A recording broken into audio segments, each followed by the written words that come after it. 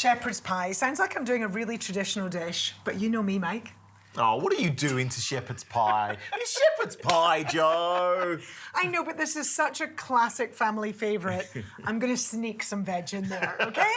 That's all right, that's all right. I can give you that. Now, shepherd's pie, I am going to use lamb mince, because there I am being traditional, Mike. So I am going to start sauteing my mince. If you could get chopping some of those sneaky veg for me, that would be great. What we're going to do is we've got onion. I'm going to get you doing some very small dice of my carrots. Yeah. We're going to grate some zucchini, finally dice the garlic. So, you know, this is a classic dish. Any dish, honestly, that you're using mince, you can sneak in all sorts of different veg, adding a whole load of different nutrients and antioxidants and so on, and I think adds flavour and interest to the meal.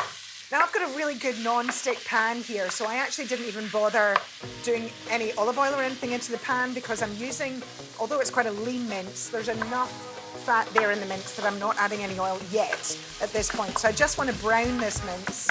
And I am going to add just a pinch of salt here to my mince, and then we'll just get that finished browning off, and then we'll come back to our veggies.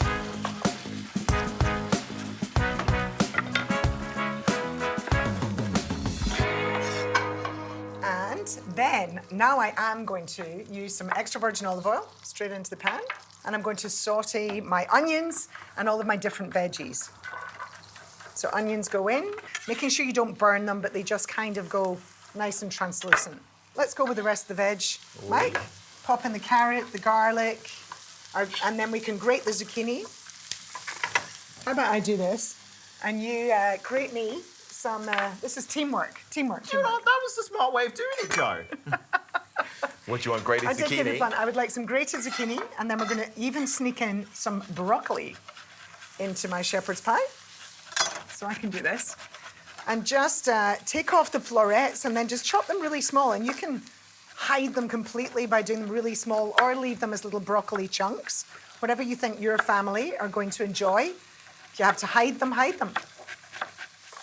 Touch more salt in here. That's lovely. And then we just want to saute the vegetables down, get rid of some of the liquid, let that evaporate, let it just come all together before we start adding our sauces. So I'm using about half the head of this broccoli. So, Mike, you could get going with my mash, if you like. Okay, yeah. So what do you want me to do? can I tell you my other little sneaky thing? I don't know if you're going to hate this or love me for this, but we're going to do the mash with the skin on the potatoes. And that is because the fibre and so many of the nutrients and the antioxidants are in or just under the skin. So I have pre-boiled them. You're looking uncertain, Mike. Just go with me in this. I can hear Gordon in this ear and like Michelle Roux in this ear going, Mike. Gordon's a dad too. I bet he does you are the boss today. Some extra virgin olive oil. Yeah, a little bit of milk. Salt and pepper. Little bit of milk, but I don't want it to be too wet. So, you know, just test it. Touch of that. And then a good grind of black pepper. I'll leave that with you. Yes, chef. And if you could mash that up. So think rustic style. I know you chefs love to puree it and sieve it and, you know, make it all smooth and creamy. I want it rustic, you know, crunchy and little crunchy bits on the top, you know, so it doesn't matter if the skin's in there. So into my pan now, along with my veggies, I'm just going to pop my tomato paste and just kind of fry that off a little bit in the bottom of the pan before mixing it through. And then I'm going to use one of the most mispronounced ingredients in cooking, would you say? What is it? Worcester sauce. Oh, how do you say it? Worcester sauce. Worcester sauce? Yeah. I love it. Like, for me, it was the British fish sauce. Absolutely. Do you know what I mean? Like, kind of what we both grew up in Britain. Yeah, so. absolutely. Great umami. Gives you a real nice depth of flavour. So my meat is going back in the pan. I can pop that over there with you. And then if you could pass me the stock, Mike. Mm-hmm. I'm just going to put a little chicken stock in here. I don't want it to be too runny, but of course you want a bit of a nice gravy sort of sauce. And we're just going to thicken the sauce a little bit. I'm going to ask you for another teaspoon. Mm-hmm. And I'm popping in some peas, just because I haven't got enough veg yet, and some corn. And we are about ready to start assembling into our baking dish. So I like to do it in a clear dish so that you can really see all the different layers. we're going to put in our meat and veggie mix. I love the look of that sauce. You know, you could even do this version, simmer it for a little longer on the stovetop and just serve it with mash or serve it with rice or pasta or quinoa or anything. And mash goes on top. There you go. And if I do that, maybe you could grab a fork. Yeah. And then the easiest way I find is just to use a fork to kind of level it out and make it kind of really nice and rough on the top. Yeah.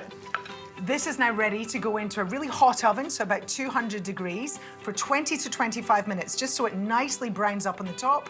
The sides should be bubbling nicely, and then it is good to go. How good does that look? Oh, I mean, I just want to put my fork in it. yeah, it's comfort food, isn't it? It's comfort food. It just makes me think of cosy winter nights at home. So you get that lovely crunchy, you know, we always used to fight over who got the Crispy crunchy mash. potato top. Yeah. Yeah, so just take a lovely spoonful out. You get the mash on top, all those veggies underneath with the meat. I love how saucy it is. There's nothing worse than when it's a dry shepherd's pie, but that is saucy and Yeah. juicy, so inviting. All right, mate, Thank you. dig in. I'm going straight for that mash. Sneaky veg, remember all those skins, the potato skins were into the mash and you don't even notice. But you're getting that fibre. I mean, it's delicious.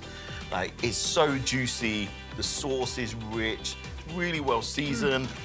Oh, it's just perfect comfort food, Joe. Potato top with the skins in. I've persuaded you. You'll do it like this forevermore now.